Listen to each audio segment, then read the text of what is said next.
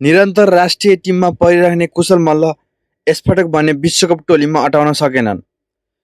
साथीहरू, नेपाली क्रिकेटका लागि यो निर्णय एकदमै अप्रत्याशित बनेको छ।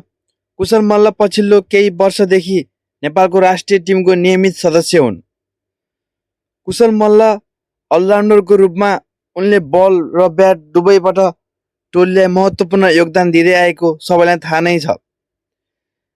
साथीहरू, कुशल मल्लले दबावपूर्ण परिस्थितिमा खेल्ने क्षमताका कारण उनी टिमका भरपर्दा खेलाडीका रूपमा पनि चिनिन्थे। तर क्रिकेटमा प्रदर्शन मात्र पर्याप्त हुँदैन। चयन प्रक्रियामा टिम संयोजन, रणनीति र हालको फर्मले पनि ठुलो भूमिका खेल्छ। यही कारण यसपटकको विश्वकप टोली छनौटमा कुशल मल्ल स्थान बनाउन असफल भएका हुन्।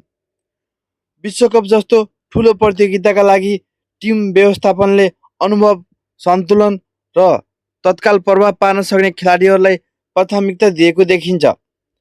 साथीहरू, तपाईँलाई यो स्क्वाड कस्तो लाग्यो कमेन्ट गर्न नभुल्नुहोला है त। यसले केही नियमित खेलाडीहरू बाहिरिनु परेको अवस्था पनि सिर्जना गरेको छ।